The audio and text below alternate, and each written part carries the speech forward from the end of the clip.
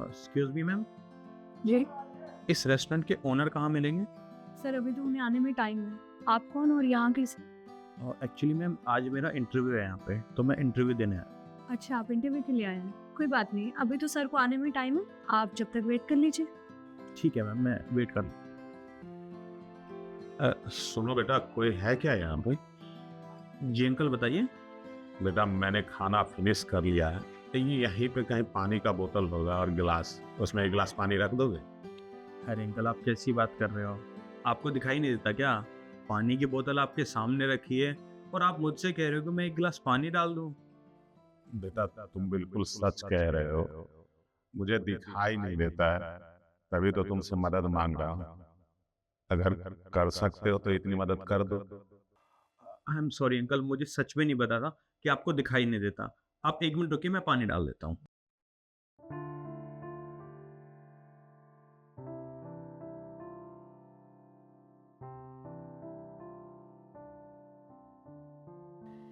ये लीजिए पानी।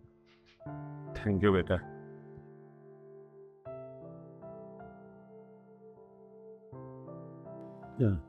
सुनो ना बेटा, तुम्हारा व्यवहार मुझे बहुत अच्छा लगा।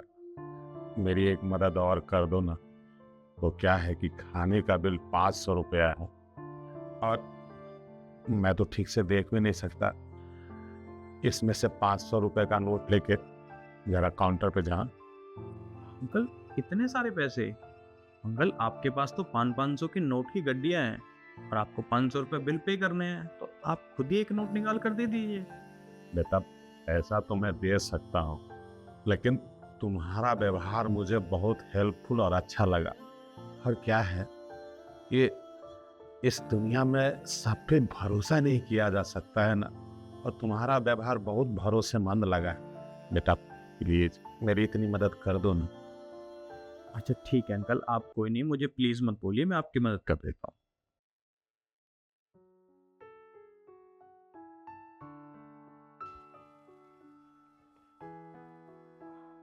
एक नोट एक्स्ट्रा आ गया मेरे पास। अंकल ये लीजिए, मेरे पास गलती से एक नोट एक्स्ट्रा आ गया, मैं आपका बिल पे कर देता हूँ। ये लीजिए मैम, उस टेबल का बिल। अच्छा आप मुझे बताइए सर कब तक आएंगे? हाँ जी सर, मेरी बात हुई थी। एक्चुअली उन्हें अभी आधा घंटे या 40 मिनट लगेंगे। चलो ठीक है मैम, मैं वेट कर लेता हूँ।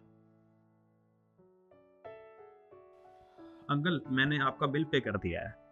बहुत बहुत धन्यवाद बेटा, बहुत बहुत धन्यवाद। अंकल आप बुरा ना मानो तो मैं आपसे एक बात पूछूं? हाँ हाँ पूछो ना। आपने खाना खा लिया, पानी भी पी लिया, बिल भी मैंने पे कर दिया, अब इसके बाद आप कहाँ जाओगे? वो क्या है बेटा, ये मार्केट ना, मतलब देखा सुना है। अब रेस्टोरेंट से बाहर निकलते ही 50 कदम की दूरी पे बस स्टैंड है, और बस स्टैंड पहुंच जाऊंगा। वहाँ भी कोई ना कोई तुम्हारे जैसा हेल्पफुल बंदा मिल ही जाता है जो साथ दे देता है और बस पे बैठा देता है। तो इसी तरह अपना निकल जाता हूँ। खैर उसकी टेंशन तुम मत लो। देखो अंकल, अगर आप बुरा ना मानो तो मैं आपको बस स्टैंड तक छोड़ दूँ। ज़माना बहुत ख़राब है, लोगों का कोई भरोसा नहीं होता। आपके पास इतने सारे पैसे भी हैं। क्या बस स्टैंड तक छोड़ दोगे? अरे नहीं बेटा, देखो तूने मेरी ऐसे ही बहुत मदद कर दी है, अब तुम्हें कितना परेशान करूं मैं। और वैसे तुम यहाँ किस लिए आए हो? अंकल आज मेरा इस रेस्टोरेंट में इंटरव्यू है, मैं यहाँ पर इंटरव्यू देने आया हूँ जॉब के लिए। क्या आज तुम्हारा इंटरव्यू है बेटा? माफ करना बेटा, तुम्हारा इंटरव्यू था और मैंने तुम्हें परेशान कर दिया। कोई बात नहीं, तुम अपना इंटरव्यू दे लो। अरे अंकल कोई बात नहीं, आपने मुझे परेशान नहीं किया है और मैंने आपकी बस छोटी सी मदद करी है। और रही बात इंटरव्यू की, तो इंटरव्यू की मैं तैयारी पूरी अच्छी तरीके से करके आया हूँ, मुझे कोई दिक्कत नहीं है। अच्छा आप बुरा ना मानो तो मैं आपको घर तक छोड़ दूँ? आइए अंकल, आराम से, ध्यान से चलिए।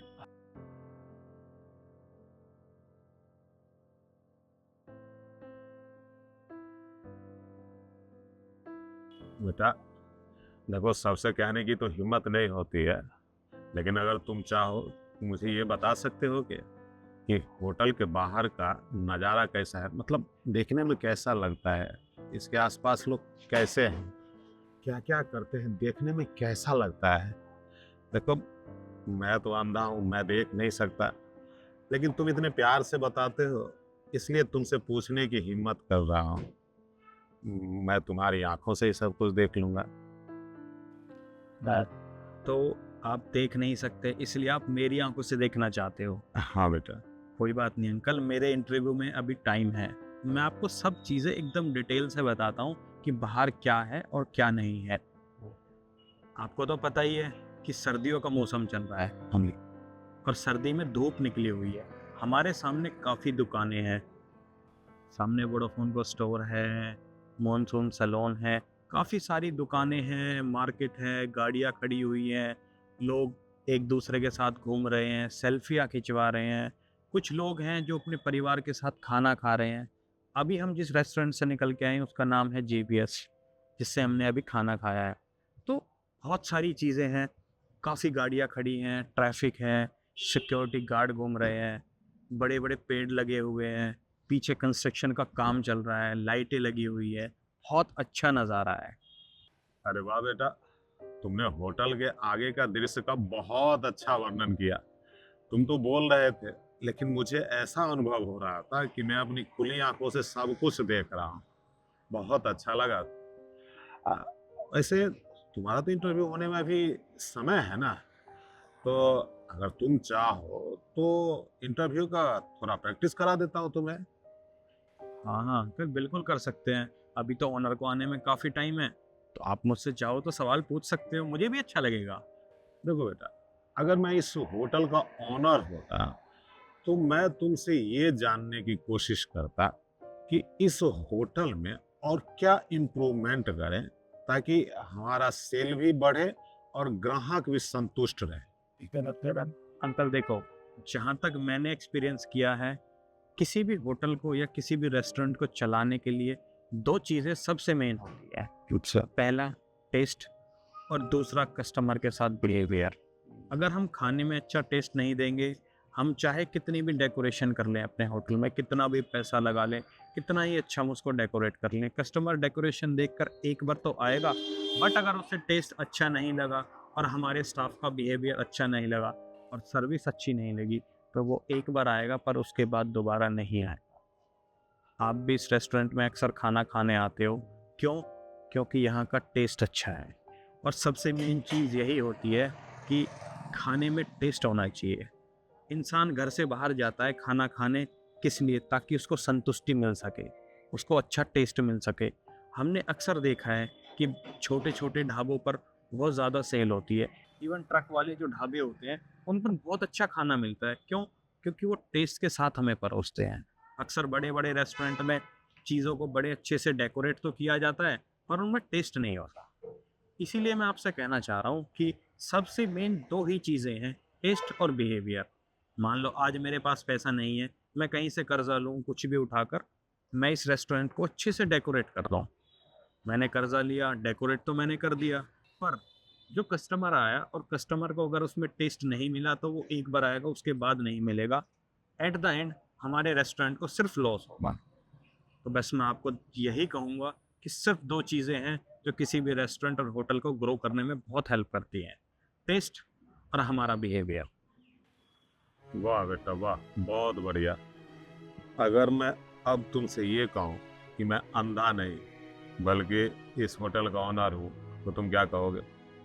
आप अंधे नहीं हो? हाँ बेटा, मैं अंधा नहीं हूँ। दरअसल मैं चाहता था कि मेरे यहाँ जो नया मैनेजर आए उसका प्रैक्टिकल इंटरव्यू हो।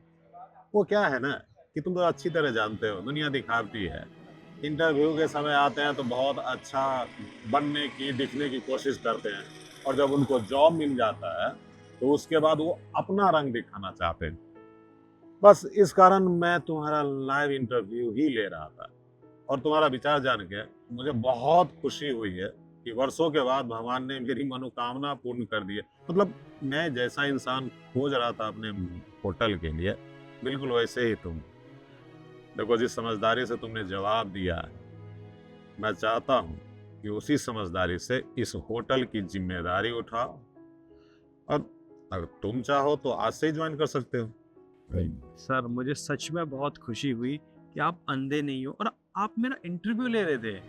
हाँ बेटा, मेरा इंटरव्यू लेने का यही तरीका है, और कॉन्ग्रेचुलेसन, कल से टाइम से आ जाना। Thank you so much sir, thank you, मैं कल से टाइम पर आ जाऊंगा। ओके।